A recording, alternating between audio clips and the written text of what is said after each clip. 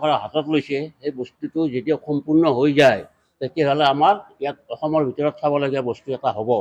আৰু ইয়াৰ সুৰংগবিলাক ধুনীয়া ধুনীয়া চাৰিওফালে ঘূৰিব পাৰি মন্দিৰৰ।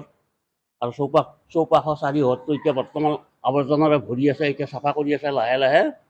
গতিকে ৰাইজে যেতিয়া চাবলগীয়া অনুষ্ঠানটো চাব পৰা হ'ব তেতিয়া আমাৰ অসমৰ ভাৰতবৰ্ষৰ সকলো মানুহ যাতে আহি আমাৰ এই মন্দিৰটো দৰ্শন কৰে।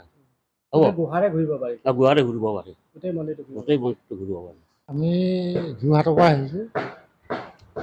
যিমানটো পাৰোঁ ভালকৈ বনাবৰ কাৰণে চেষ্টা কৰিম হা।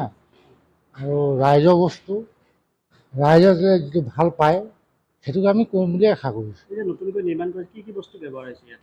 ইয়াত আপোনাৰ ধৰি লওক চিমেণ্ট ব্যৱহাৰ নহয়, ইয়াত চূণ, পিঠাগুড়ি, বেল, শিলিখা, মেথিগুটি, বৰা চাউল নহয়, আৰু বেলটো হ'ব, মেথিগুটি, এনেকৈ ধৰি লওক লেটেক্স বুলি এটা আঠা আছে সেইটো ব্যৱহাৰ হয়।